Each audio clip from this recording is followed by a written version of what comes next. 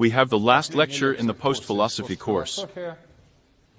So, as we said, the whole course is built on the concept of paradigm shift. We found out what a paradigm is, how they change, what happens during the transition from one paradigm to another, with the problems of ontology, epistemology, subject, object, reality, communication, language in previous lectures. We know all this now. Today, we are going to talk about what the title of the lecture is: epistemological racism. We are talking about inequality of perception, inequality of interpretations, inequality of epistemological qualities, and epistemological possibilities.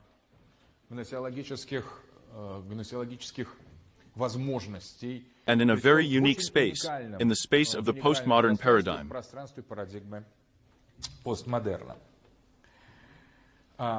Now, we will also touch upon the problems of epistemology in relation to postmodernity. The main basic thesis, the starting thesis, which does not need proof if you have carefully listened to the course of these lectures, is the thesis that knowledge is impossible in the postmodern era. Knowledge cannot be based on a postmodern paradigm. The very notion of knowledge is excluded in this basic paradigm. In fact, we have seen that, in the concept of postmodernism, in the philosophy of postmodernism, the concept of a subject is abolished, replaced by a demonic texture, a resonatic schizoanalysis.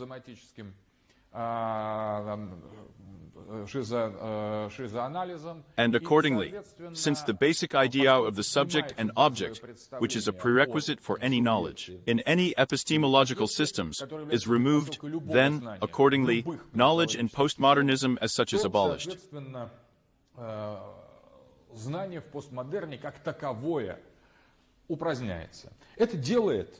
This makes this epoch and the postmodern paradigm completely unique, because for the first time humanity begins, or post-humanity, as we said, analyzing the question of anthropology, begins to live in such conditions, in such a situation where knowledge does not simply exist, it is impossible by definition. And accordingly, this puts the problems of epistemology in the postmodern era in a completely new context. Let me briefly remind you what epistemological codes were in other paradigms. The ideological code in the pre-modern era, the epistemological code of tradition asserts, establishes in this paradigm the idea of the subject of cognition, of course, of the object of cognition of reality, and of their coincidence in the absolute, according to the Hindu formula, the Atman is Brahman. This is the basic epistemological and ontological statement of, say, the Hindu Advaita Vedantic tradition. The modernist offers a new revolutionary epistemological code in relation to the modernist epistemological code of enlightenment. There is a subject of cognition. There is an object of cognition, the Cartesian cogita ergo sum, and there is an object of cognition, the extension that lies in front of this human subject. They never match anywhere. Strictly in the gnosiological paradigm of modernity, which gives, strictly speaking, a fundamental ontology of modern knowledge, modern in the paradigm of modernity. And here's what happens when we move to the postmodern paradigm. And the epistemological code of tradition, the ignatiological code of enlightenment, are disappearing. In fact, with the disappearance of this code, but nevertheless, the sphere of knowledge in our time, we live in the postmodern era. In the early postmodern, nevertheless, somehow there is. And a human being, or even a posthuman being, is always in the process of knowledge, cognition. All communication with the outside world, the internal processes of the brain, they can't, it's hard to say, somehow act with consciousness. And what comes in place of knowledge in the postmodern era? In place of knowledge, in the postmodern era, comes a knowledge simulator. Or as I define it, the simulation was festering. In fact, something resembling the processes of cognition, both in the most complex and in the simplest forms, are preserved in the postmodern era. But the epistemological code that would be a fundamental prerequisite for the possibility of cognition and the process of identification no longer exists. Why doesn't it exist? Because there is no subject. We know this about the death of the author. We know from Deleuze that the expulsion of the subject is the main program of postmodern philosophy, its disappearance.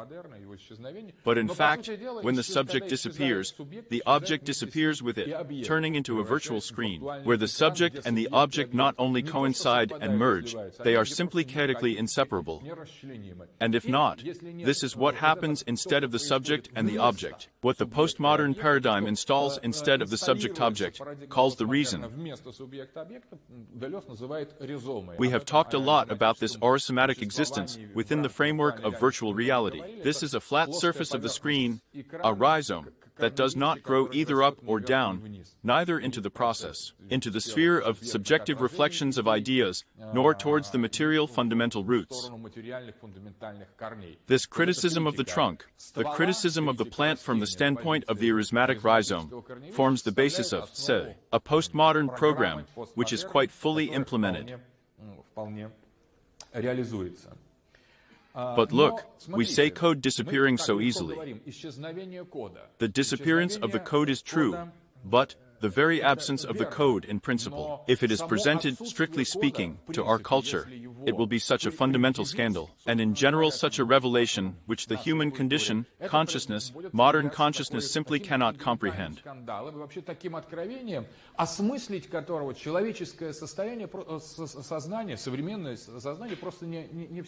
And accordingly, moreover, if there is no epistemological code, if it has disappeared, then by and large, we are in the realm of manifested nothingness, in manifested nihilism, where there is no knowledge of the separation of subject and object.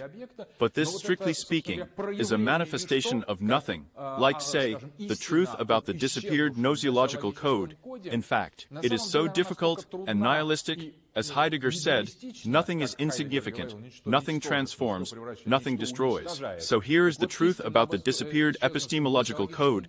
It is unbearable for a human being, who, in principle, continues to live by the inertia of cognition, since the whole process of human life is to one degree or another, a process of cognition. Therefore, if it is impossible to approach the disappearance of the code directly, and make it the basis of a philosophical program, it will be too abrupt. Then it is not the abolition of knowledge, I emphasize, but the abolition of the epistemological code, that is, the model by which knowledge, strictly speaking, from experience data becomes facts of human epistemology, with the facts of knowledge. In other words, there is no codifying grid that allows us to systematize the data of experience, but there is experience itself. Accordingly, the information remains, moreover, it expands, and its systematization, which turns information into knowledge, disappears. And here is a very interesting point, but the presentation of information, the presentation of signals external and internal to a human being about the bodily and intellectual dimension should still be based on some, well, at least, let's say, a conditional code. And how to solve this problem with the postmodern paradigm? On the one hand, to affirm the absence of an epistemological code, and on the other hand, strictly speaking, to support the inertia of the supposedly cognitive process.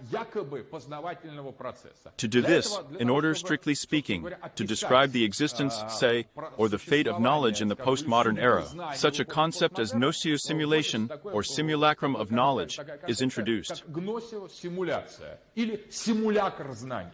This is a classic simulacrum, a classic term of postmodern philosophy.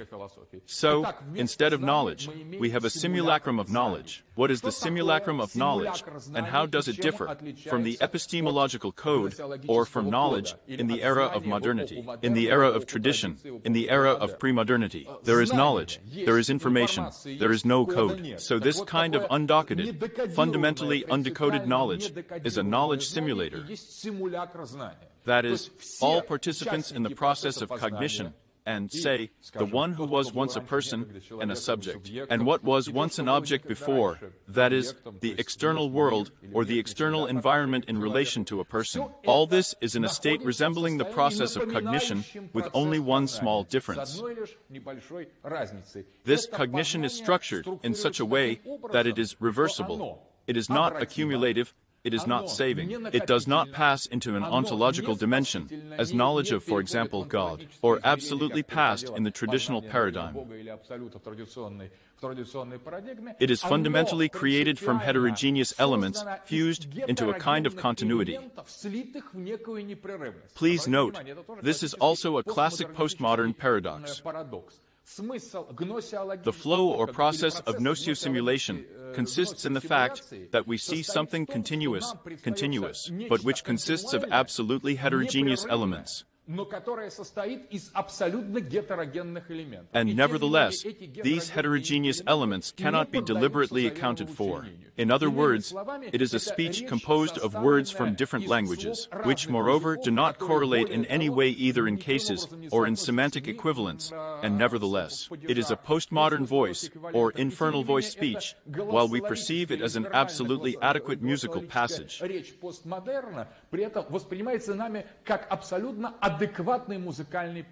That is, we perceive it if you like, but we do not understand it. So, when we sometimes hear someone else's speech, having got into someone else's context of intelligence and language, it seems to us that we sometimes nod, agree. It seems to us that we are learning something. Or when the speech of a sleeping person, who mumbles some fragmentary words, phrases in a dream, it seems that there is some sense in this, and the intonation is affirmative. Somewhere there is a fright of the interrogative intonation. It seems to us that we grasp, but it disappears somewhere, and we realize that we are, for example, on vacation in Egypt or Turkey, or just sleeping, because we cannot decipher, grasp this supposedly recognizing element, a recognizable element, but unlike languages, which we simply do not know in ordinary intellectual experience.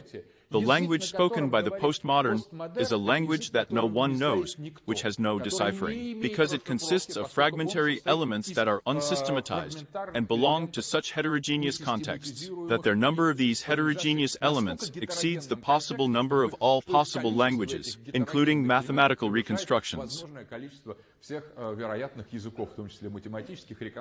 In other words, to absolutely impossible phenomena in other formats are merged in the nociosimulation process.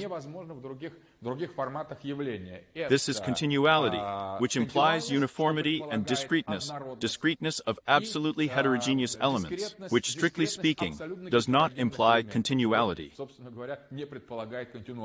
In other words, and this is the main definition of the nociosimulation process.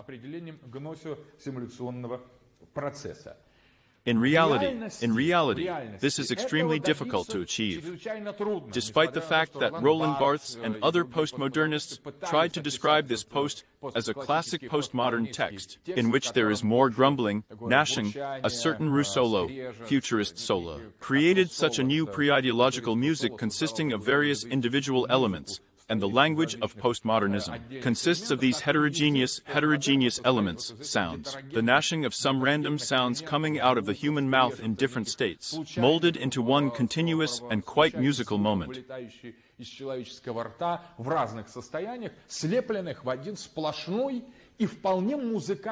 But the music is in it.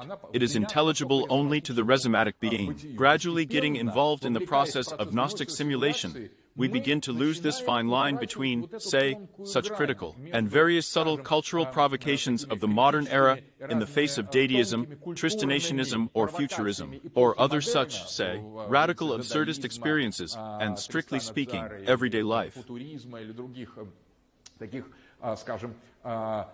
Радикальных абсурдистских опытов и, собственно говоря, In fact, when certain philosophical provocations of artists and poets or philosophers of modernity become a banality, they cease to carry the meaning that the picture of the black square of Malevich or Ionescu's expectations carried.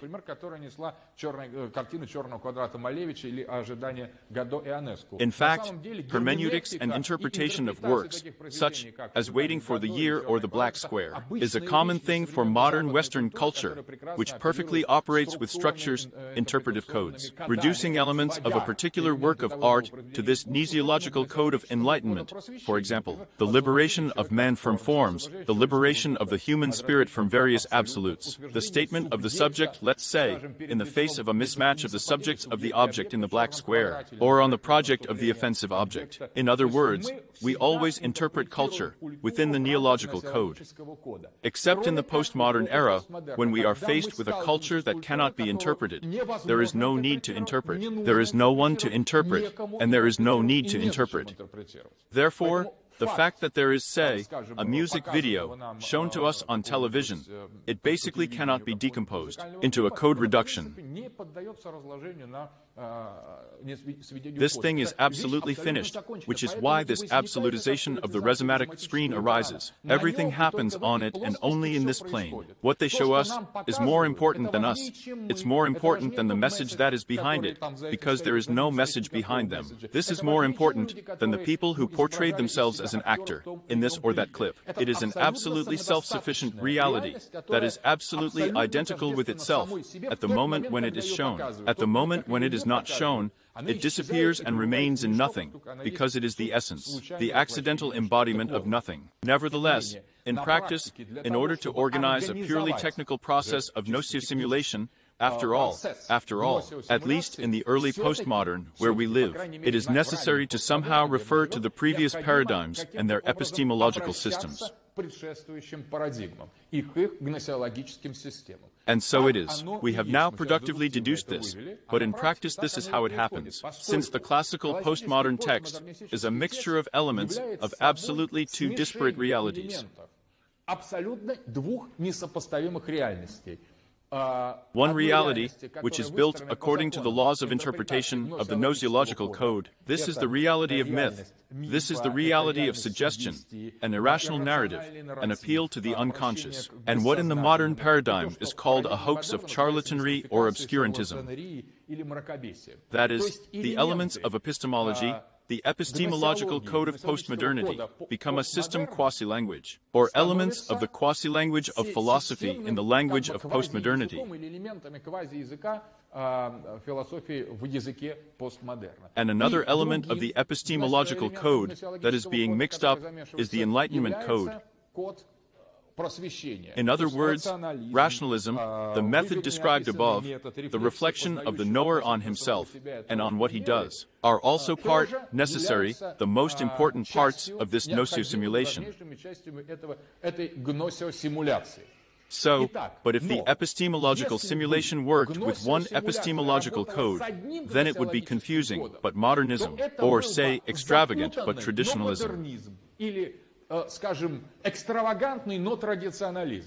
The most important task, to hide the absence of an epistemological code in the postmodern paradigm, is carried out through the necessary presence in any postmodern text, in any postmodern artifact, a work of culture, in general, in any design of postmodern epistemology, for example, about the educational process, in the information process, in general in the process of communication and communication, the mandatory and necessary mixing of the two paradigms.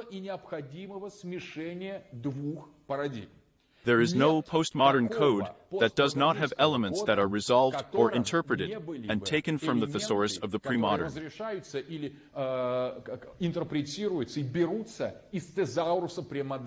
This is a very important element.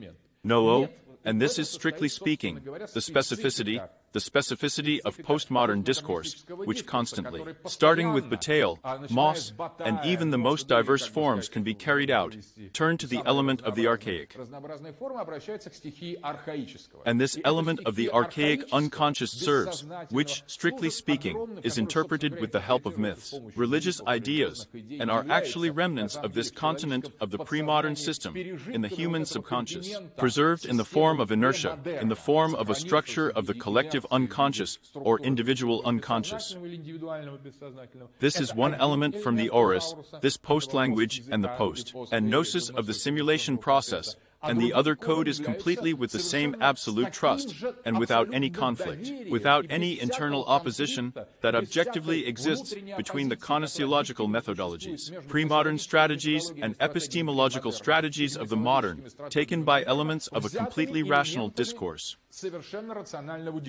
In fact, the more subtly a postmodern author realizes his own task to hide the disappearance of the code and report it, the more skillfully, subtly, and cunningly he manipulates the elements of these two incompatible paradigms, mutually exclusive paradigms, which in fact, from the point of view of their own structure, will not be able to be in the same state.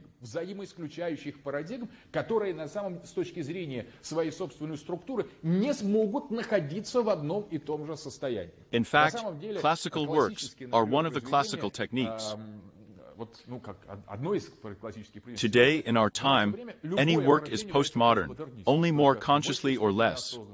In the postmodern era, it is impossible to create a non-postmodern work, even if someone, for example, an artisan of the premodern or a completely rationalist, still stuck in the Enlightenment era, tries to do something in our era, it either does not work out, or it immediately falls into this one.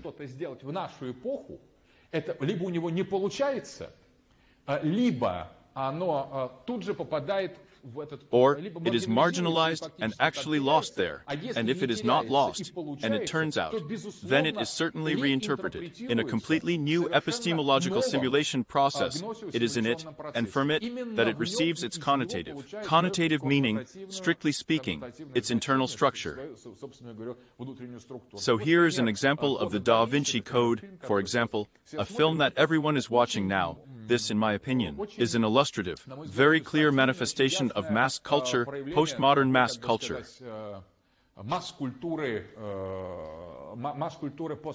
There are some elements of premodernism and such grotesque signs, symbols accidentally distorted, namely decontextualized elements of Christian dogmatics, which are disputed through the system of the Ebionite heresy. And Christoprotheus, who, strictly speaking, was one of such intellectual elements of early Christianity, in the era of the creation of the formation of authoritarian dogmatics. All of this is taken absolutely without context. This is not known not only by, say, the idiot who directed this film, but also by Dan Brown, who popularized Lee's book. But both Lee and these English Freemasons who wrote the sacred riddle also rather poorly represent, strictly speaking, the structure of Trinitarian disputes. And yet, this is the 10th derivative of the deepest ignorance about this dogmatic line, interspersed in the general work. There are some rationalists there who continue to struggle with the Christian tradition in our time, as if everything is not finished with it. There are monstrous Catholic bin Laden's opus ideas. And all this is really, if we watch this movie, but what's the point? What did he tell us? What is it really about? Well, everyone has to say the movie. Some will say not bad, others will say complete shit, but everyone has watched it. That's the fact that everyone has looked, and this is the main task. Not a financial task in the Da Vinci Code, not to decompose someone's faith, undermine someone's confidence. No one really has any faith in postmodernism, and if there is one, it's people who just haven't woken up. In fact, we are talking about the fact that the demonstration of the Da Vinci Code is an independent and self-significant act. This is the classic example of nosal simulation. A film that didn't tell about anything, which attracted attention, which included the desire to interpret it, to argue, to watch. But by and large, he passed a new season, a new thriller, a blockbuster replaced him, and there was absolutely nothing left of him. Neither from the author, nor from Dan Brown, nor from the people who watched it. Neither positive nor negative knowledge was added by any of the observers of this film, nor by the creators of this film. It went well, and this is part of the Gnostic simulation process, in which rational models of, say, the alleged deconstruction of the Christian myth are clearly visible. But note that this is a deconstruction through the involvement of the Ebionite model of minimal anthropological Christology. In fact, it is absolutely inappropriate. Only a very naive person can perceive this as a deconstruction of Christianity. In fact, this is an ironic mockery of the deconstruction method, that is, bringing a certain system to its critical background. In fact, this is a wink of real fundamental postmodern nihilists over the very process of deconstruction. In a sense, this is post-structuralism. So this is the specificity of the realization of the disappearance of the epistemological code through the mixing of two epistemological paradigmatic codes.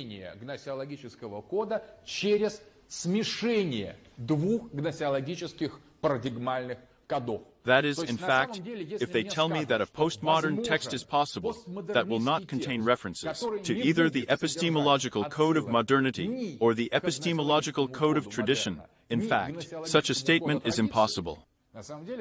I just mean it, because in fact, apparently, such a statement can be built solely on such a vague and inaccurate understanding of what the epistemological code of enlightenment is, what is the epistemological code of the premodern, the epistemological code of traditions.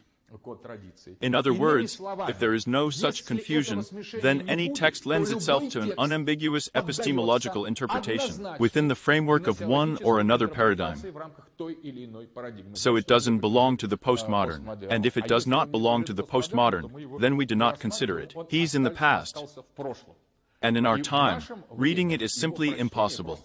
Thus, there is this need to redo or rethink the works of both classical modern and pre-modern to create a kind of postmodern remake of those works or those, say, things that were, those systems, those structures that existed within the framework of the monosiological models of pre-modern or modern.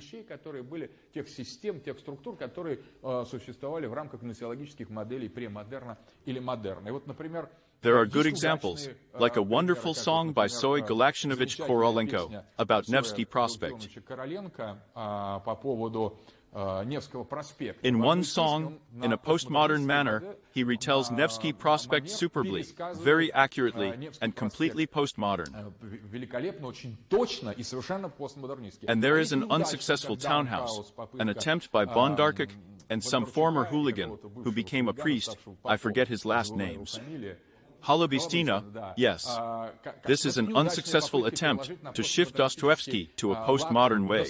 But in fact, without this transcription, we simply are not able to decipher the message of the preceding paradigms here. In postmodernity, without this shifting, we are not able to perceive it. In other words, all knowledge in the postmodern era is either a nocio-simulation and, let's say, integrated into this process. Either it does not exist at all, or it falls into the sphere of black nothingness, remains outside the brackets, and absolutely does not exist anywhere. This is very fundamental. In postmodernism, the only knowledge is no simulation or simulator of knowledge, because in the process of mixing two codes, this is exactly what happens between the subject and the object of their disappearance through contradiction. George Bateson, one of the fundamental founders of modern psycholinguistics and such an ancestor of NLP, is about the father, since his students came up with this commercial story.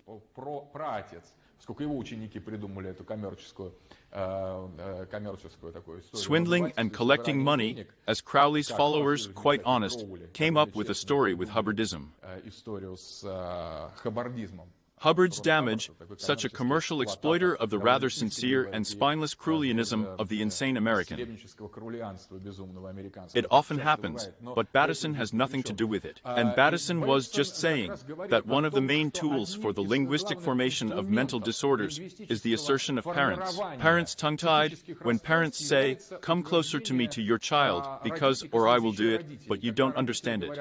подойди ко мне подальше своему ребенку, поскольку или сделай, ты не понимаешь этого. And when not precise settings are given, especially settings related to speech failure and tongue-tied speech, reproducing mutually exclusive orders come to me away, this gradually forms a disorder of the entire psychic being, including some biological dysfunctions.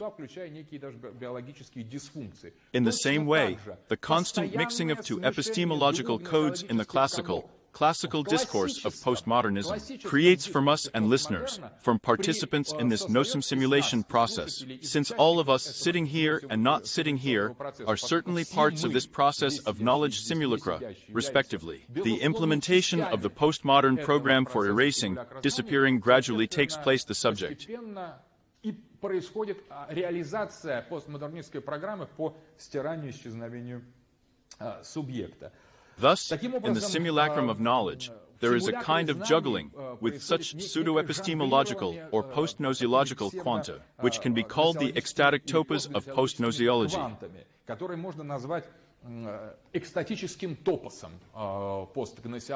For example, something is shown or told to us, we become animated, we somehow have fun, some currents, tension.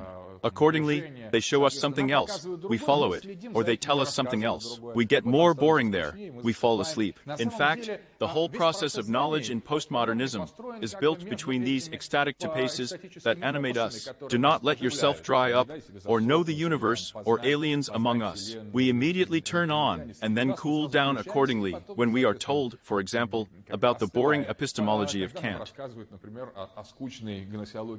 But someone may be inspired by it. But again, in order to read or teach Kantian postmodernity, it must be accompanied periodically by certain anecdotes. Moreover, the further, the more jokes, because the student's attention is becoming more and more brief. Eventually the current edition. Heidegger has been in comics recently. Or Heidegger is sitting naked, thinking something there, students are drawing some horns on him.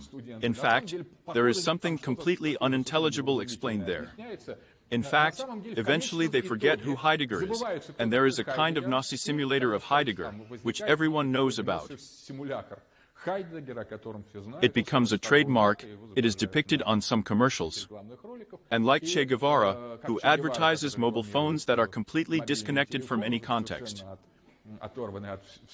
But Che Guevara is the beginning of a postmodern strategy. Then they will get to everything. In other words, every element, every fragment of pre-modern and postmodern, deprived of its epistemological code, torn off, radically torn off from its nosological code.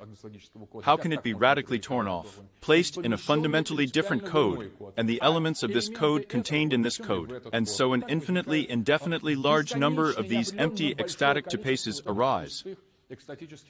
For example, an element of Christian dogmatics is taken, any element of Christian dogmatics. An element of some rationalistic, atheistic model is taken, which explains the world in a completely different way, is put together without any explanation, and this theory of Christian evolution, this Yarda Chardin, is said.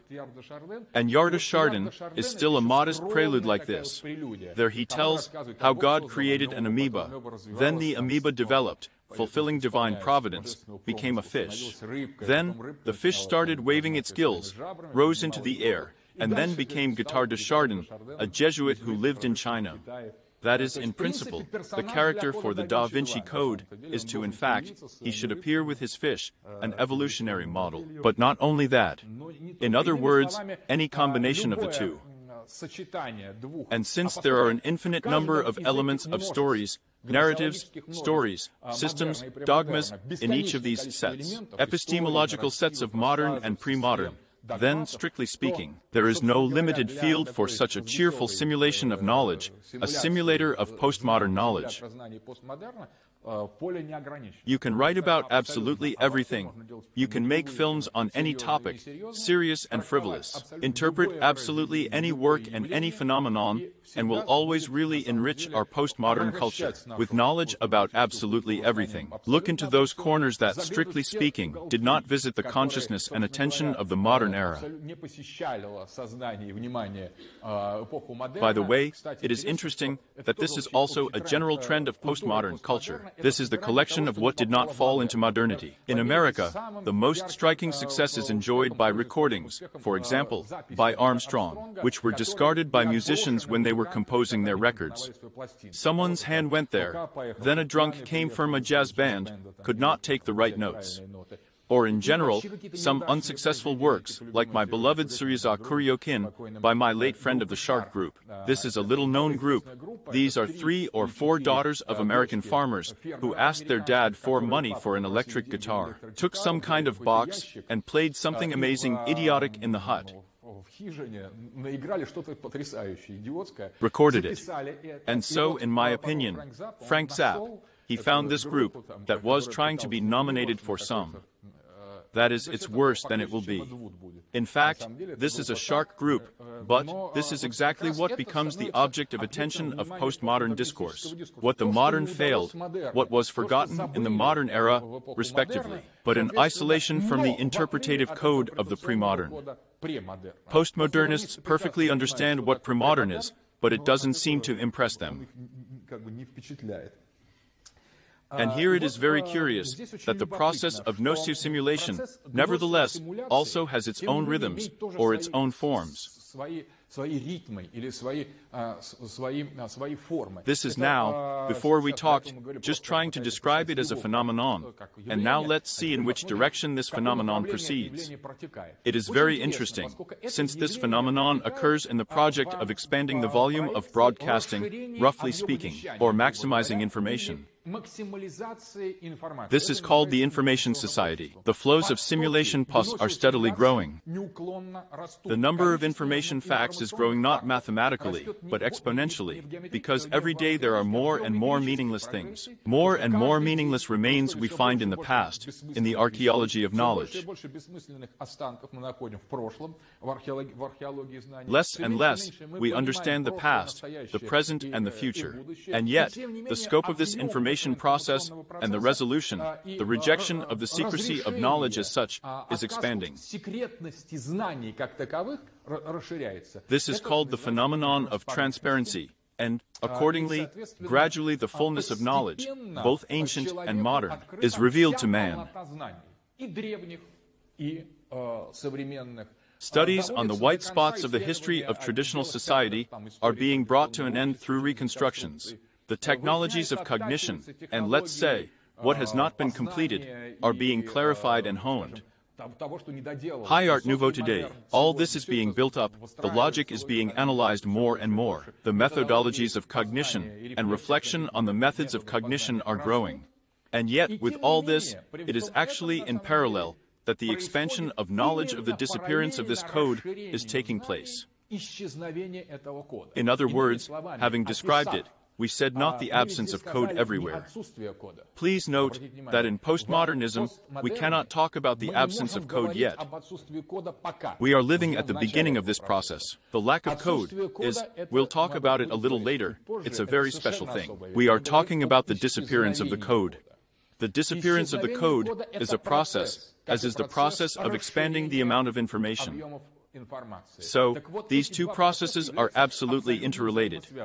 The wider the flow of information, the narrower the possibilities of its understanding and interpretation. And when the flow of information, that is, the absence of closed information segments, becomes absolute, it is at this moment that the ability to understand at least anything of the absolute volume that will be presented to a human being will finally disappear.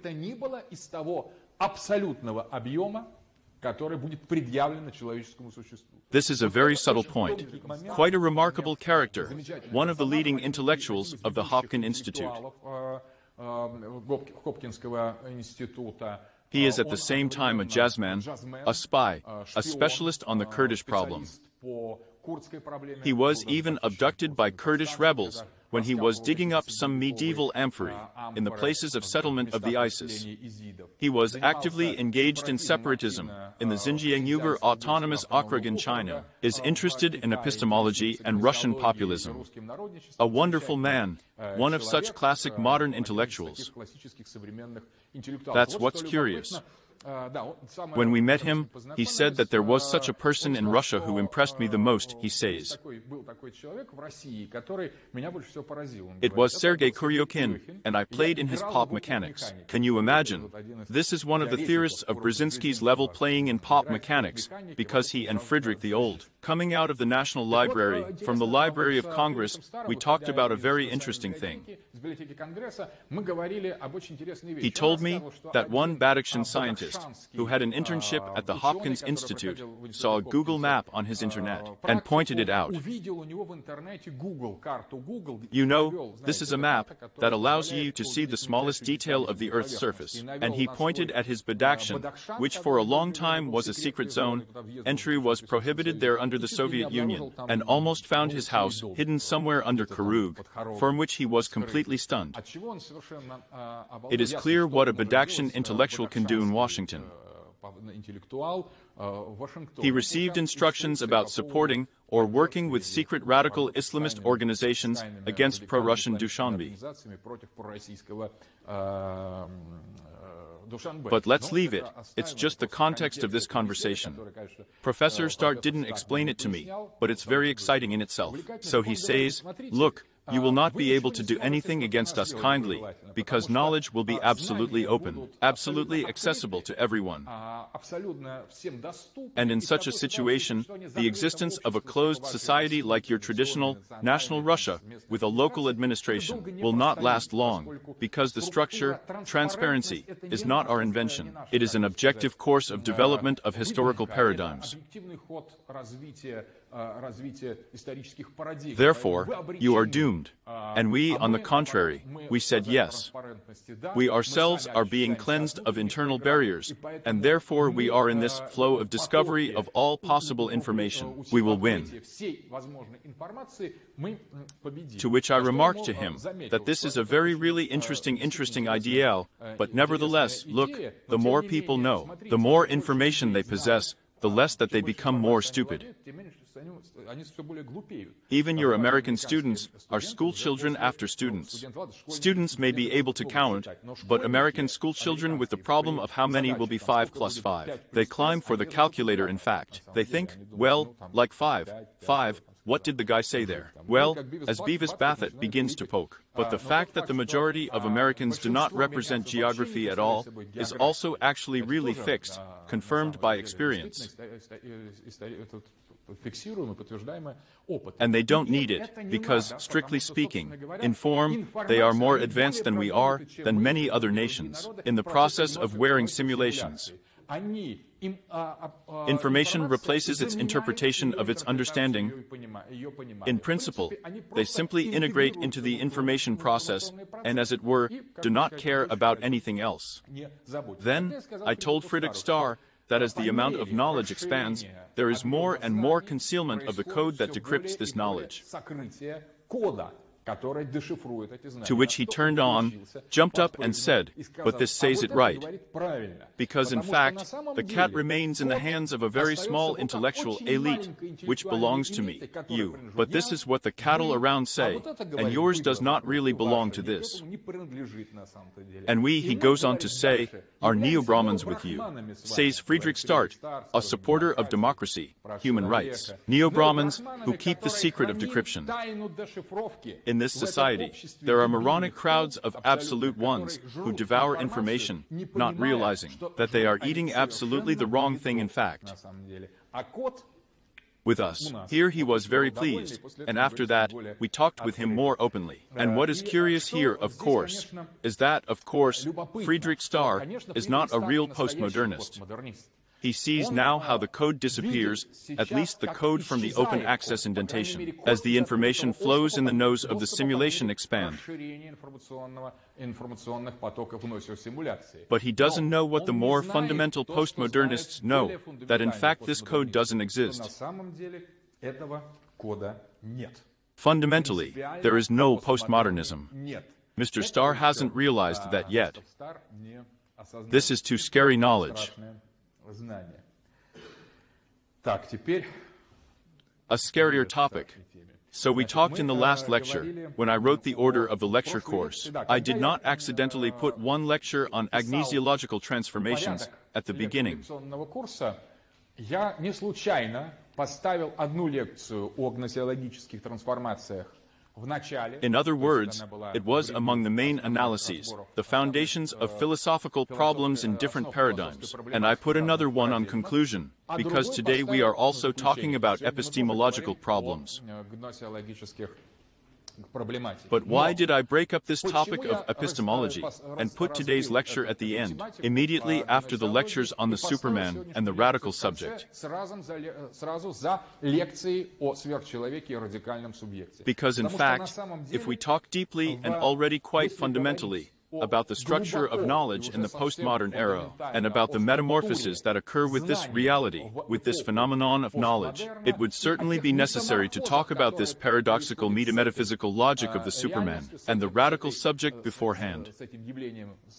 Безусловно, необходимо было предварительно рассказать об этой парадоксальной метаметафизической логике сверхчеловека и радикального. Very briefly, in a nutshell, let me remind you what the essence of a radical subject is. A radical subject is an instance that is present in all three paradigms without changing its quality. This is a unique phenomenon, in fact, which thus indicates that this reality has a transparadigmatic character, that is, a metaparadigmatic character.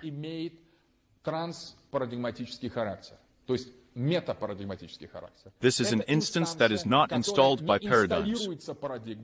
It reacts to the installed paradigms, but it does not depend on how the roles of subject and object and other fundamental role of philosophy in a particular paradigm are distributed.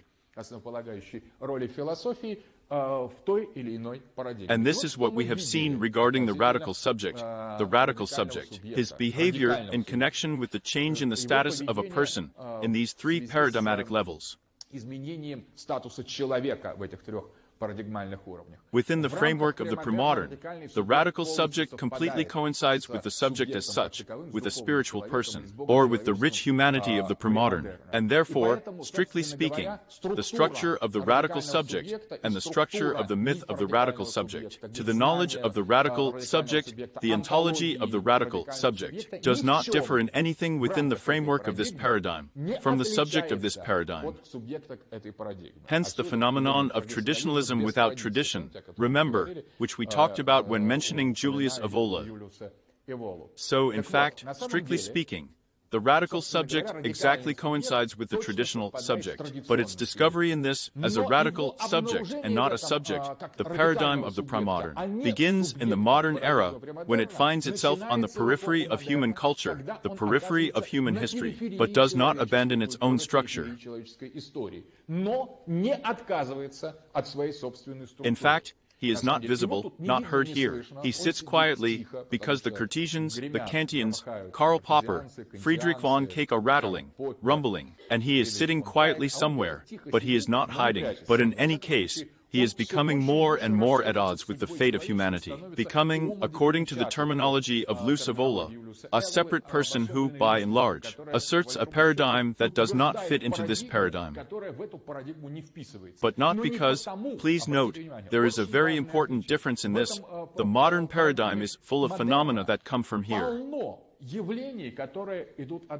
What we call the continent of metaphysical stupidity, because the paradigm is changing and people are not keeping up with it. And so, they try to tell about their own, about a good unity, about holism, about the integrity of the world, about the subject and the object. They try to tell in a fundamentally different language, through dreams, through neuroses, psychosis. In other words, a modern person, he is largely an ancient person, a traditional person, but from an intellectual point of view, from the point of view of some fundamental conventions of consciousness, he is no longer this person. And if he hasn't figured it out yet, then he's just a fool. And being so, hence stultitude, the principle of stultitude by Laude Erasmus. In fact, this idea of traditionalism as stupidity, that is, passive traditionalism, is one thing. But the radical subject, this traditionalist, is absolutely not stupid, and is such not by inertia, not because he was brought up in a Catholic, Orthodox, Christian, Buddhist, Hindu family, not because he belongs to some very special family where certain traditions were passed down. No, he just goes to his usual Soviet, secular, French, Italian school, reads ordinary authors. Ordinary people have parents, and suddenly he realizes that this is everything that surrounds him. It's all fundamentally wrong. Here, the radical subject could not distinguish himself from this paradigm, because everything suited him. Here, nothing begins to suit him, and he is on the periphery of man, along with revolutionaries, with the anti-elite of Parrot, with murderers, thieves, with anyone, just not in this very space of the human circle.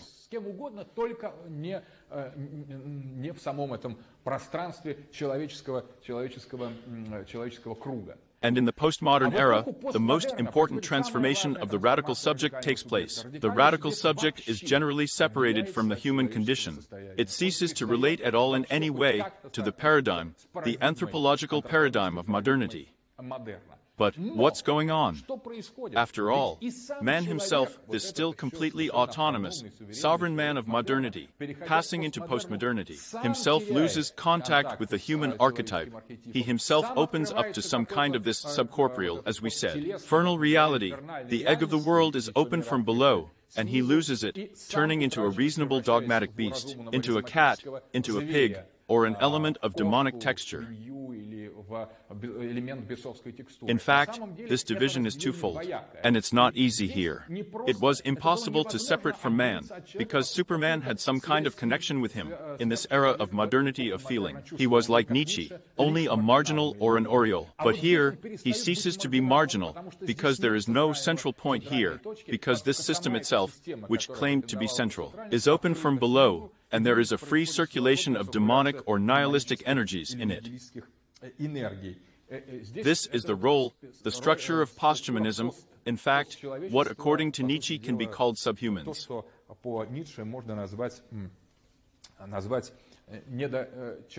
And this is where this division is happening. After all, as Nietzsche wrote, a Superman in the modern era, he was not really a Superman, he was a higher man. And remember when Zarathustra gathered higher people in his cave, he says, yes, indeed, these higher people are really real, but only from them that it stinks too much. In fact, there really is still the clarity of a Superman here. It is still impossible to be liberated, even from this element of higher people. Superman comes in the postmodern era, and comes when human dignity, the human archetype collapses, opens from below, is not wrapped up in a rhythmatic chronostas, in which there is practically a flash and a random ionic time.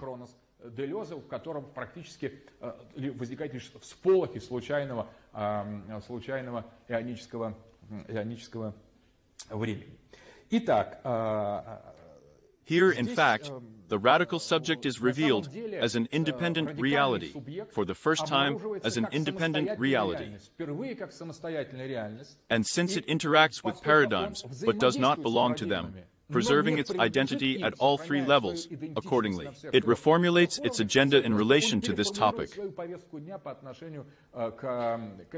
That is, if the center and the periphery were the problems of modernity, where there was a lot of things on the periphery, but in particular a radical subject was hiding there, then in the postmodern era, the radical subject is in a completely new state in relation to man. He is simply outside of him, since man is already outside of himself. And it is not by chance that the same thesis of postmodernists about the demonic structure. Let's actually remember that. What is the name of the novel, Dostoevsky's fundamental novel, The Demons? And in French, it translates not as, but as lepa. This is very important, because in order to convey what Dostoevsky meant, the word French does not say anything. Possessed actually. Because, since we are talking about this infernal obsession with infracorporeal entities according to the Genon, which replace a human being. In other words, Superman, strictly speaking, appears when man ends. He builds his model, not in relation to a person. In relation to a person, he remains a periphery, even of such a dandy periphery, but he truly becomes a Superman, truly becomes a radical subject, is exposed as such when a person turns into a subhuman and loses his own, respectively. It is clear that he loses his traditional dignity during the transition from the pre-modern to modern paradigm, but when they even lose their modernistic dignity, if it can be called dignity.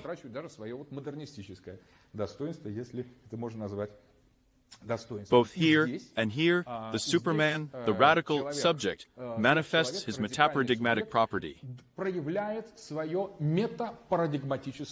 In fact, it will be very important for us to understand and answer the most fundamental question about the fate of knowledge in the postmodern era. The presence of Superman instances in the postmodern system, and only in the postmodern system, absolutely fundamentally affects this paradigm itself, but also our knowledge and understanding of other paradigms. Эту парадигму, но также и наше знание и представление о других парадигмах. Now a few words about the agnosiological hierarchy of postmodern or posthumanity. Here it is possible to single out a certain new model, since after the end of the modern era, the maps of the position of what, strictly speaking, are the main structure or opposing or complementary elements of human society, are dispersed in a new way, since the structuralization of inequality is at the heart of human society. Основной структурой или противодействующими или взаимодополняющими элементами человеческого общества, поскольку в основе человеческого общества является структурализация. Either the inequality of the rich and the poor, or the noble and the non-noble, or representatives of the golden billion and the world's periphery. But the structuralization of inequality, the model of inequality, exists in any society, either party or non-party. They exist in any society, even in the most communist type. So that's what happens from the point of view of the epistemological hierarchy of postmodernism. In fact, three realities, three epistemological realities, are superimposed on each other in it. On the one hand, let's start from the middle. These are non-humans or uninitiated demons, schizomasses according to Baudrillard, integrated into the nosability simulation process. In other words, it is the vast majority of such postmodern Untermensch who perceive this hidden code or simulation process as a given, in fact, as a kind of environment, integrates into it and becomes part of this ignore simulation environment.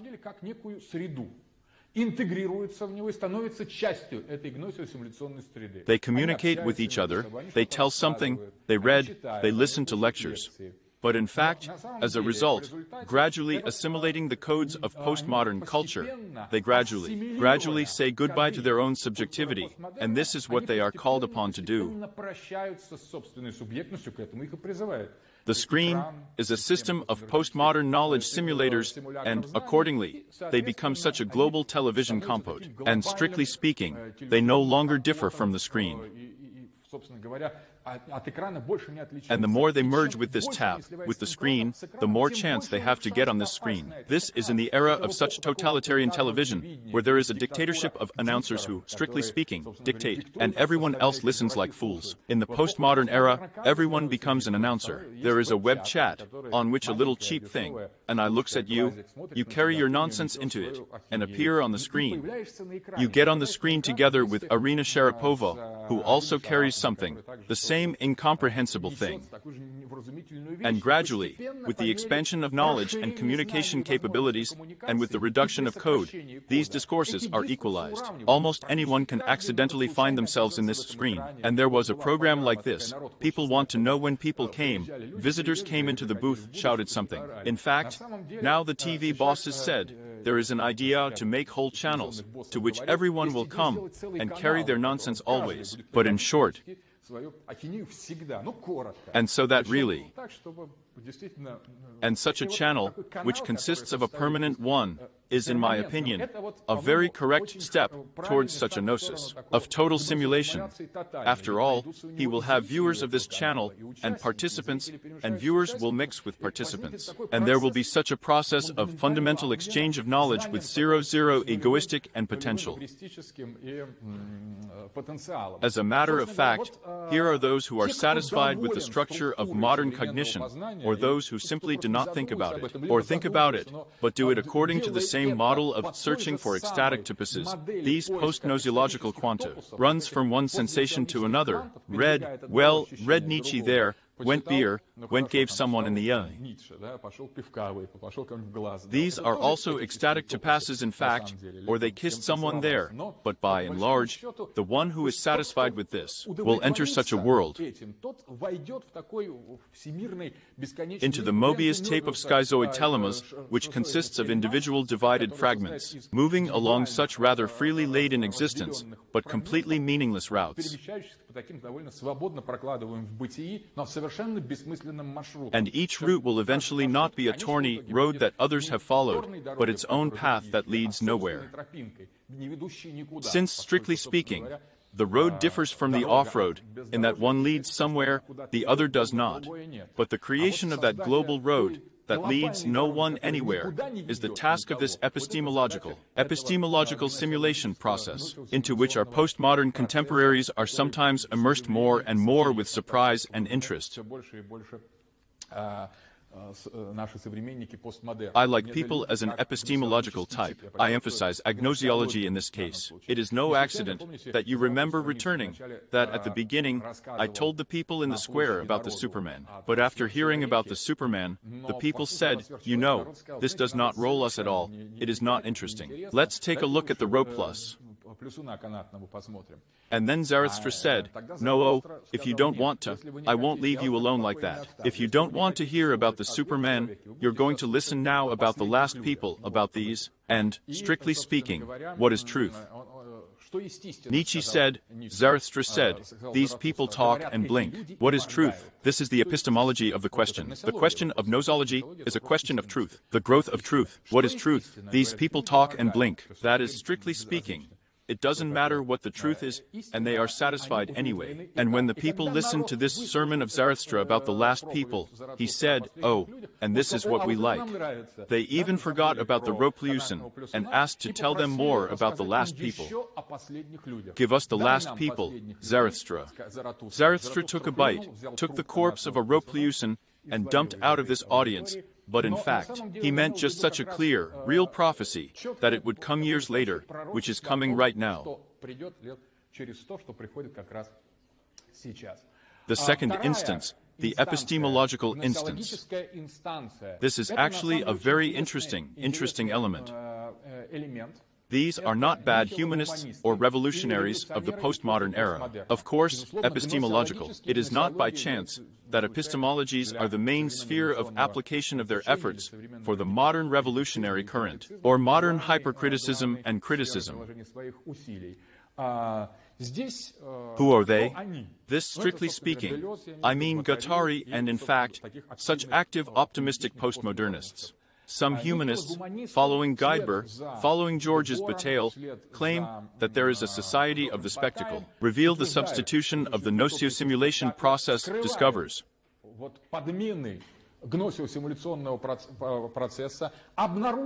Moreover, it is enough to convince with the help of convincing and impressive genealogical and philosophical technologies that we are talking about a simulacrum of knowledge and the end of knowledge, but unlike, for example, from some other instances. They say that they guess about the absence of the code.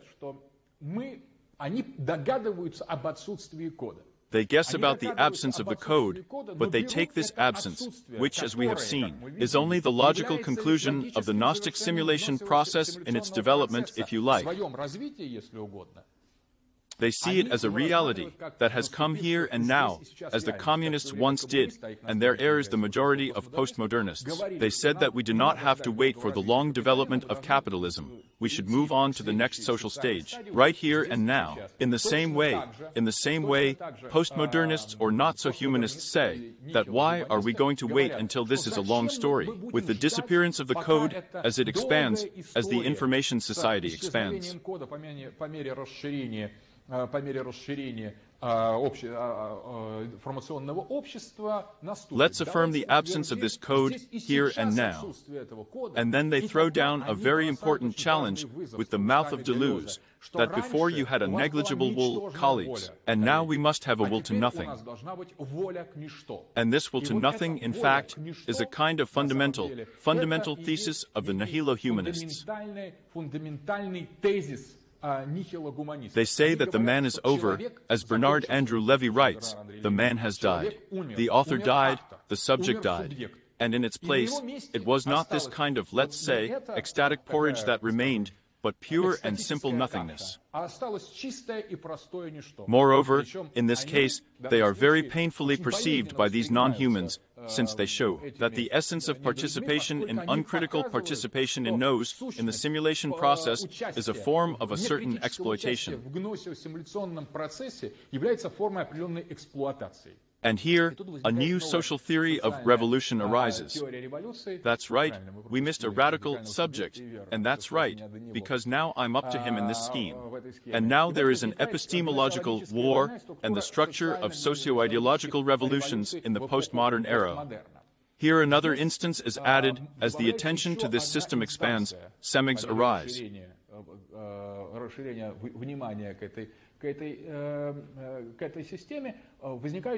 I use Jean Baudrillard's term regarding semiurges as the main basis of modern capitalist production. By all, urgia is the production of a sign. If classical capitalism produces goods and operates with surplus value, withdrawing it from the workers who produce it, then, in the era of post-capitalism or semiurgy, the system produces signs. Certain signs are brands that do not correspond to anything, and these brands, people, ordinary non-people, are the last people to consume. They consume not things, but signs. They live for signs, in the name of signs. And these signs, which lose their denotational nature, as we talked about. This is a sign in its purest form, which is not even a connotation in fact. Since connotation is also a system of at least some references, the sign becomes self-sufficient and absolutely expressionless. The sign is a simulator, as Baudrillard understands it in the concept of semiurgy. That is, strictly speaking, it could be said that the semiurges are the lords of the sign, or the producers of the simulator. These are exploiters and expropriators of the trust and attention of the schizophrenic masses, circulators of signs that make signs rotate. In fact, of course, this is not a separate entity. It's just that part of the last people, such as, strictly speaking, Frederick Starr, who cashes in. Psychologically cashes in on trust with the open volume of that society of the last people who perceive. Take the simulation process at face value.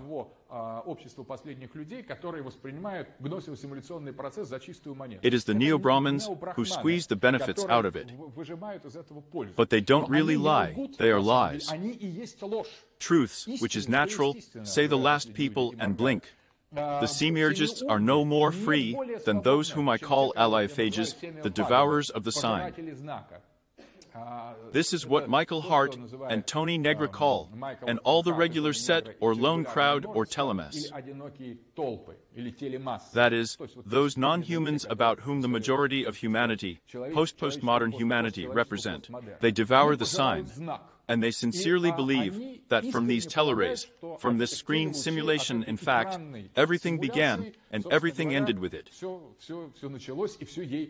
They are part of this process, and they make it rotate. Baudrillard also correctly said, I have already quoted this phrase, that it is not the media that distorts the masses, but the masses that distort the media with their inability to think critically. But still, among these, it is possible to distinguish semiurgists and semiophagists. semiphages, those who are unaware of the forgery of the postmodern paradigm, and those who are aware of it, who still retain a certain connection about the loss of the code.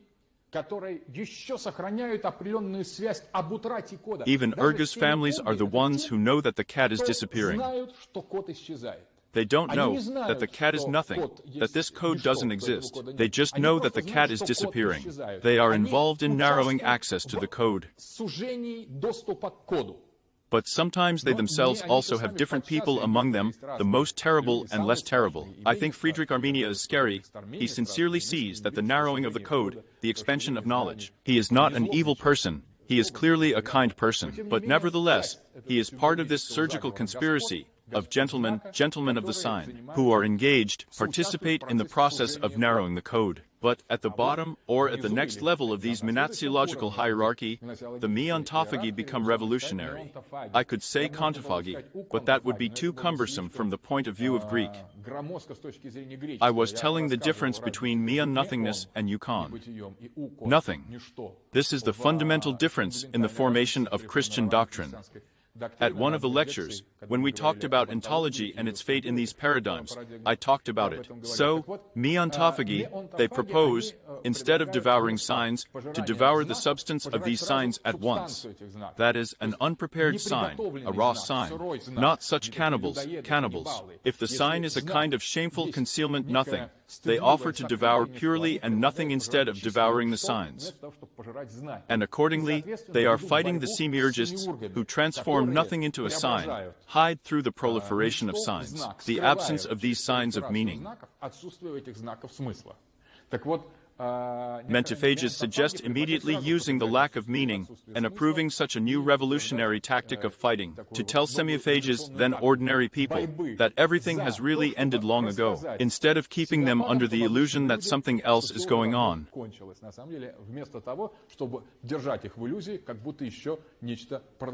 In this case, these mentophages act on behalf of the Gogzimagogs, the carriers of the Black Night, and the prophets of absolute nothingness, taken as the most essential revolutionary category, that is, the real Neo-Brahmins.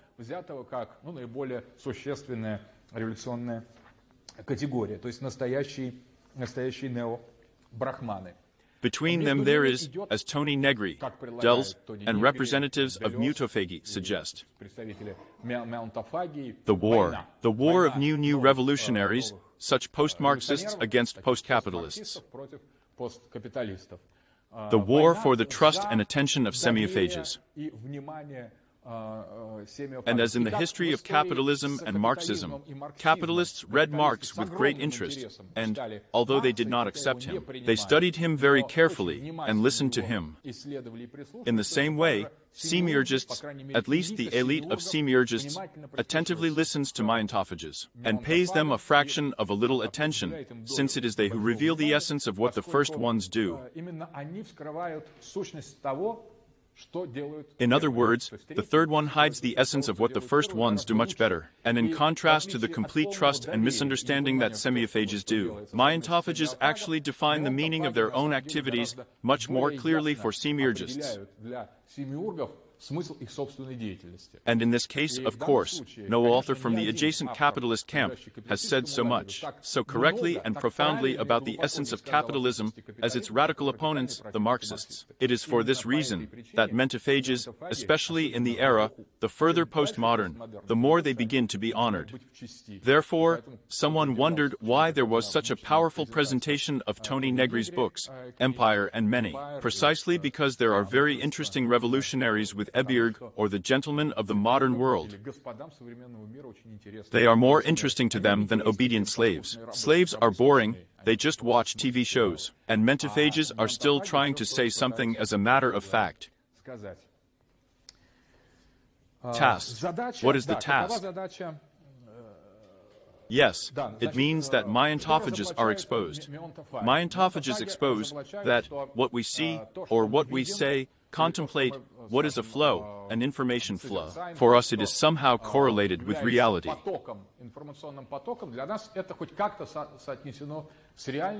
And accordingly, mentophages or revolutionaries, they challenge the entire postmodern system.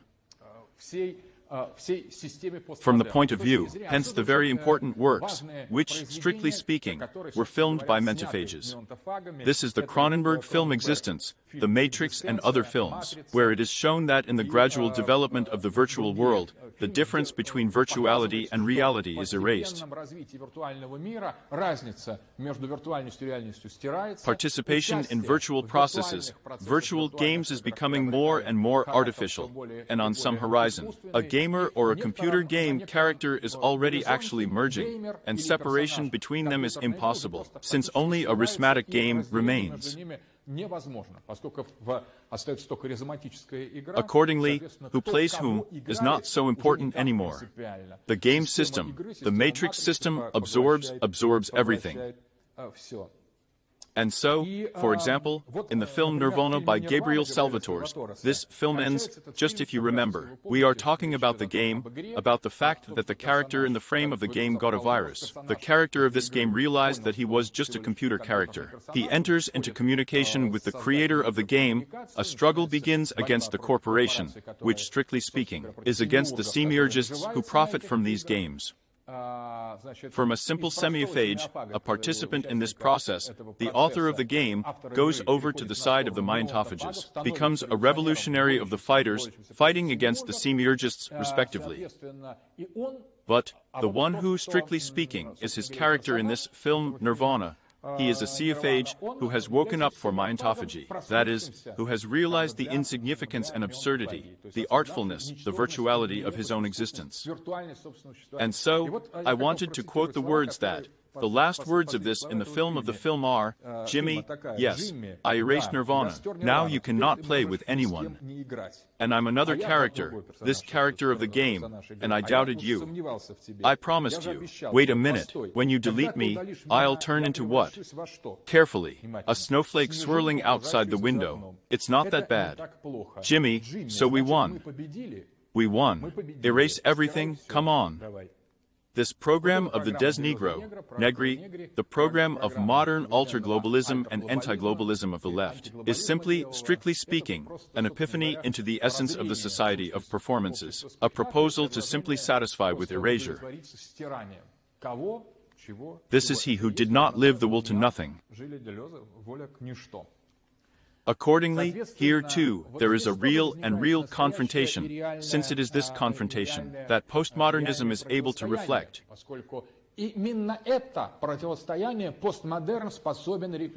Only the stage, the epistemological war, and the epistemological revolution, the postmodern in its depth, is able to reflect, of course, against the background of this fundamental epistemological, even ontological confrontation, pseudo-conflicts of modernity are unfolding, which, like in the film The Tail Wags the Dog, were certainly created in Hollywood, like Bin Laden, like all artifacts of modern reality. The point is that he is not caught exactly for Bin Laden, in order to reduce the distance between the virtual character, which he is performing all his functions, and the real character as little as possible. In the end, this Saddam Hussein, washing his underpants in prison, he actually reminds of reality, and exposes, in fact, that chimera of an absolutely fictitious postmodern reality that is built on our eyes, he gives to the moderns. He reminds me that there is another one besides this virtual Saddam Hussein, the villain of Scoundrels, who can be thrown with a dart at an American bar. He is also a specific person. He returns our attention to his modernistic essence, when man was a man, and not an element of the gnosiosimulation flood. Accordingly, such a thing cannot be allowed with Bin Laden. He must remain a virtual character, a full-fledged cartoon villain. And when people say that there is no Bin Laden, in fact, they are not that right, they are just as right with the same wrong as those who say that there is Bin Laden. Because the virtual Bin Laden, in the nos of his simulation process, and the real Bin Laden, in principle, they cannot provide ontological evidence of coincidence or discrepancy, since the real Bin Laden is absent. He has no justification. He is interesting only as a virtual villain, as endowed with the media function that he plays.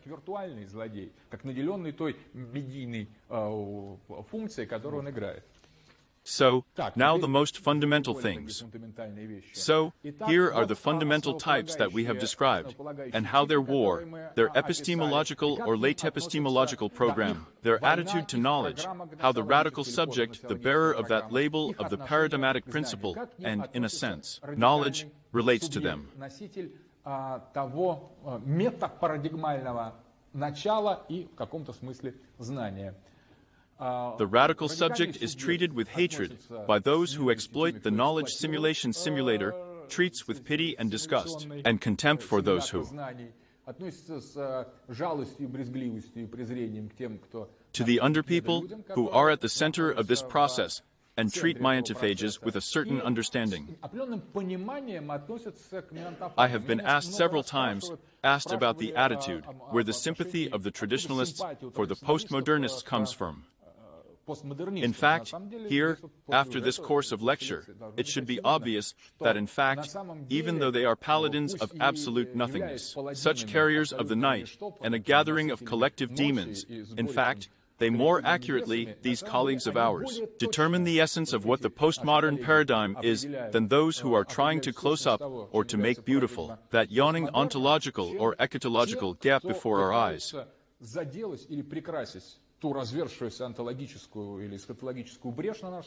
In other words, they are closer to the truth, and it is not by chance that they are, if you remember the egg that was opened from below. Through this opening of the egg from below, through such a night realization, under the human realization of absolute night, representatives of mentophagy and volunteers are nothing. They actually also look a little beyond the paradigm.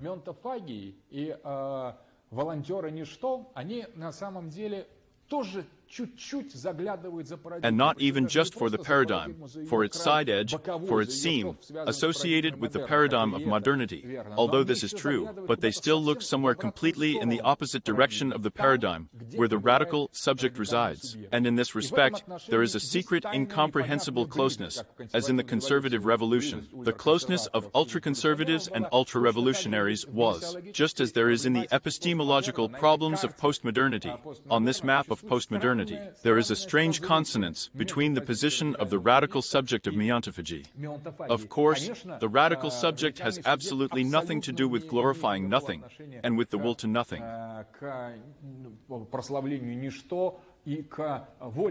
The radical subject is actually metaparadigmatic, and this is the most fundamental thing. He stands on the other side of paradigms, and by and large, only now, in the postmodern era, through analysis, correct analysis and illustration, such an absolute illustration of the nociosimulation process as the main process of this postmodern paradigm, he is able to illustrate clearly his difference from everyone, not only from this postmodern paradigm, but also from the paradigm in general.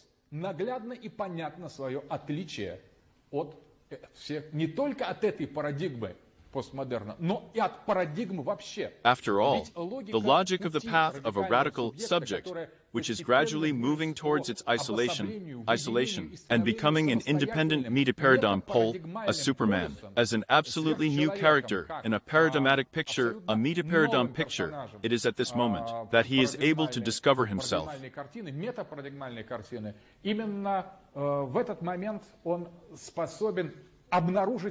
To discover himself as who he is, to express and manifest his own, if you like, program, which he could not do, either in the pre-modern paradigm or in the modern paradigm. And only now, in the postmodern paradigm, the radical subject and Superman begins to act as an independent metaparadigmal instance. He is not yet visible, and his language is not clear, because in the framework of postmodernism, he is metaparadigmatic, and everything he says cannot be interpreted within paradigms either. But if, in the absence of an epistemological code in postmodernity, this code actually collapses, then therefore knowledge of post-knowledge or post-gnoseology is pure nihilism. Then the incomprehensibility of the language of the radical subject stems from a completely different instance. Непонятность языка радикального субъекта проистекает совершенно из другой It is not paradigmatic, it is paradigmatic, it is metaparadigmatic, and its language is undecipherable for a completely different reason, on a completely different metaphysical basis than language, the classical language of post-linguistic simulation processes.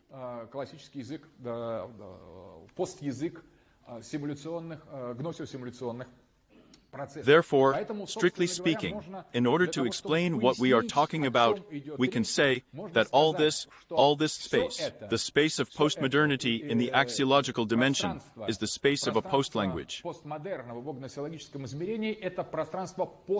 Post-language, because it is clear why it is not a language of classical time, because there is no vocabulary, there is no morphology, there is no rule, there is no code for understanding it. But what the radical subject carries in itself, what it is, what it speaks, expresses itself. From what position the radical subject interprets the main problem can be called a translanguage.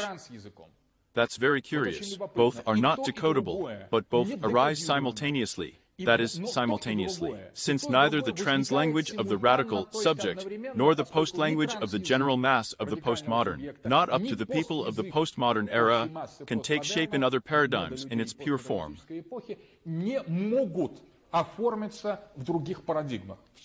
Therefore, strictly speaking, the emergence of a radical subject is like independent instances. It is the most important metaphysical phenomenon, a linguistic phenomenon of the postmodern era. That's the answer to why Nietzsche placed this mysterious figure not in the past, where it would seem he belongs, but in the future in relation to Nietzsche. Absolutely. And here, of course, there is a completely new reality, and the reality of the translanguage, which is probably already very, very difficult to talk about. And the only thing that can be said is that there is actually a selection.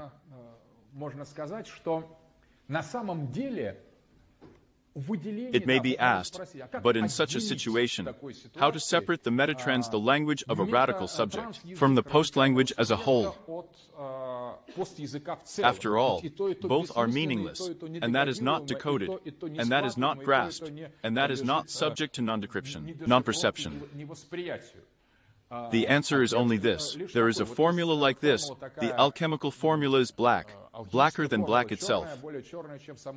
In fact, the difference between the radical subject and, say, the metaphysical structure of exposing the nihilism of the post-language as emptiness or without the content of the sign in postmodernism is possible when these two forms of darkness are superimposed.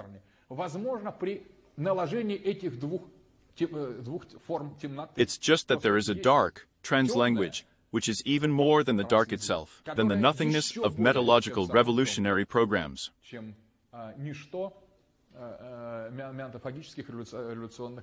And this dark thing shines through more than the dark itself, makes itself felt, becomes different, that is, creates a new possibility of interpretation. Only when we put aside the epistemological illusion biased on the part of semiurgists or passive on the part of semiophages, we put down the simulation process. We remove this and talk only with those colleagues who really describe the real picture of post-ontology, the real picture of postmodernity, which corresponds in some way to metaphysical data.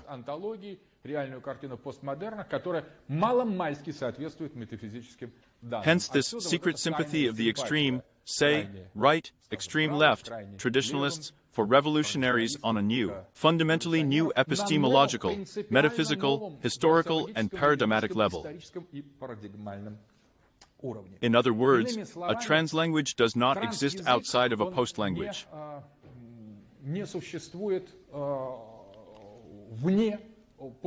In fact, we can't understand it, but, against the background of the postlanguage, it makes itself felt for the first time. And now the end of the course, the last part of today's lecture, is a philosophy of the future possible. As a matter of fact, as for philosophy in the classical sense, there is absolutely no philosophy in the postmodern paradigm, since there is no knowledge.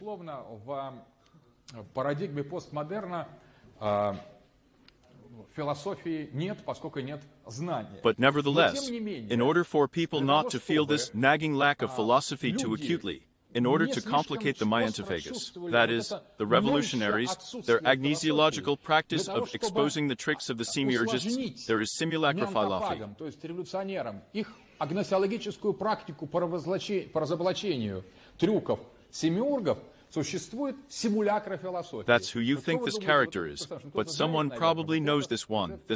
You think it's the Army Flavors Band and the singer from that band. Quite right. But who is he? This is Alexander Barth, the greatest Western philosopher, who is the author of the book Netocracy, together with Donderquist. In fact, this is the only way a full-fledged postmodern philosopher can be without pants, in a bathrobe, with such women, a pervert and a regular visitor to our screens, in fact. This is the philosophy that the evolutionary process perceives. By the way, he is a normal philosopher, just like that actually. He can't be different, because other philosophers like academician Likhachiev in hats are modern philosophers. They stayed there. It is impossible to move it, as if to restore it. It is completely there. But this philosopher, the classical philosopher of postmodernism, he closes with his mug, with his clips. He closes the fact of the absence of philosophy. After all, in spite of him, you can really say it can be pre-philosophy. That is, in fact, this is a classic move of the semiurgists, who say in response, for example, that philosophy is over. How did the postmodern expositors end? And what is this? That's how it ended. You turn it on there, sing, dance. In general, in fact it is. I think that it is possible not to read the Netocracy. The book is not bad, by the way. That's all more expressive than these faces. It's impossible to say about how nothing hides itself. Indeed, this is a purely ecstatic topos, in fact, in the most literal sense. Everyone here chooses their own formats, their own types, and by and large, it was possible to start and finish this book with a similar illustration. Everything he said is much more boring than these clips. And yes, this is Alexander Barr. Accordingly, formally, philosophy is becoming more and more prostrate, as I said, Ags Shens, a fun science. In this case, science is becoming more and more fun. And in general, such a philosophy, according to the logic of postmodernism, merges with non-philosophy, not philosophy at all beyond recognition. This is exactly the element we were talking about. How to make a heterogeneous context, an absolute element of unbroken continuity and continuity. How can there be such different phenomena at the same level, and let's say, be perceived in one breath? A fragment of the most diverse elements. In other words, the classical answer regarding the possibility of philosophy in the postmodern era, it is really not so trivial.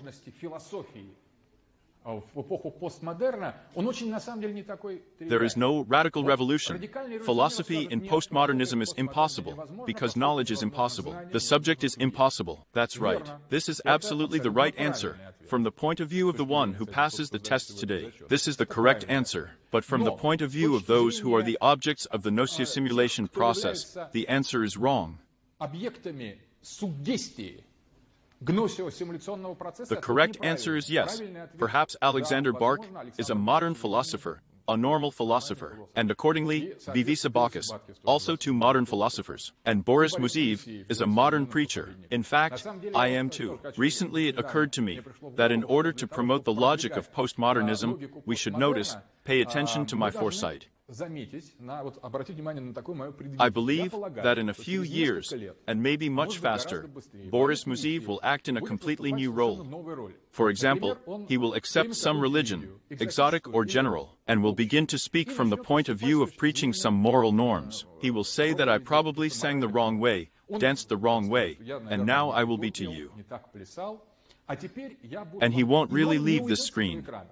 Already old, having grown a beard, shaved his head, he will talk about complex theological models together with Jamal the guitar, or with Deacon Kurev. He says that in fact, this is what is happening before our eyes, but when he runs out of time, he will have time to write philosophical or, in agreement with our postmodern, religious or theological disputes. Let's say there is a gospel from Vladimir Solovyev, this TV presenter, who said, the Gospel of Vladimir Solovyov, where he wrote his banal ideas. If you see a traffic cop, shake your finger at him. A lot of such useful tips. So in fact, now I ask the question again.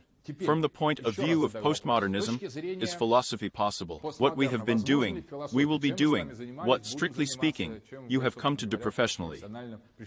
From the point of view of the truth of mentaphages, that is as it really is, philosophy is impossible, and the only task of philosophy will be to join the revolutionary cells that reveal the insignificance of the introduced settlement process, the simulation process. Also, by the way, the work is interesting. From the point of view of such a mainstream of classical postmodern inhumanity, you can calmly do the same thing that you were doing, just as you were doing, not paying attention to anything. Everything is fine.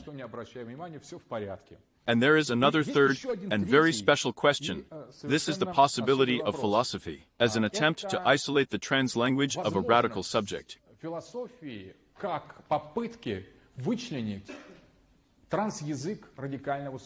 This task has not been set by anyone. It cannot be set by anyone. It cannot be fulfilled. But we know, as the French proverb says, that in fact, what is impossible for a person is only a stimulating fact.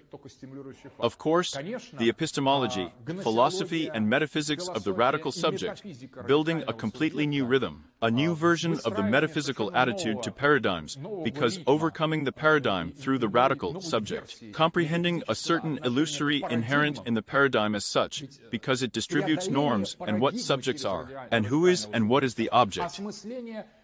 Некой иллюзорности, заложенной в парадигме как таковой, ведь она распределяет нормы, кто есть и что есть субъект, и кто есть объект. But the radical subject refuses to do this. Through its entire history, the history of the world, the radical subject testifies that the roles in that is the subject, and who is the object will not be distributed by those who distribute them. In fact, those who issue decrees regarding the stages of the space environment and paradigms are instances with which one can agree, but with which one can disagree under certain circumstances.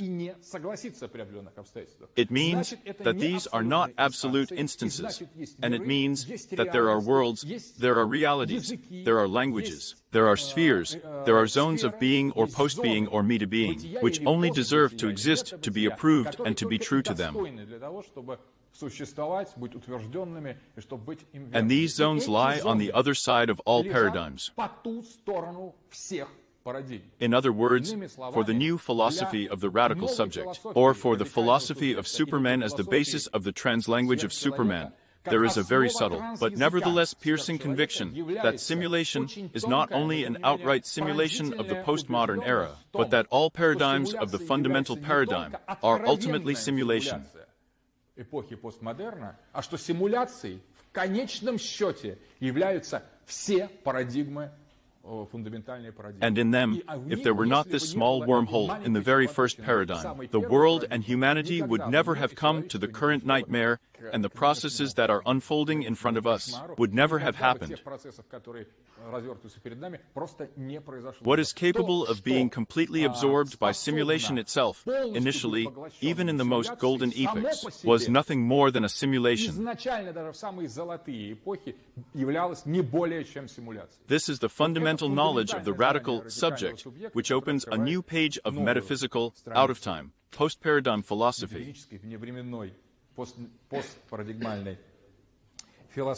And in place of the sign, this paradigm of the new translanguage puts a black night. Black, blacker than black itself. Thank you.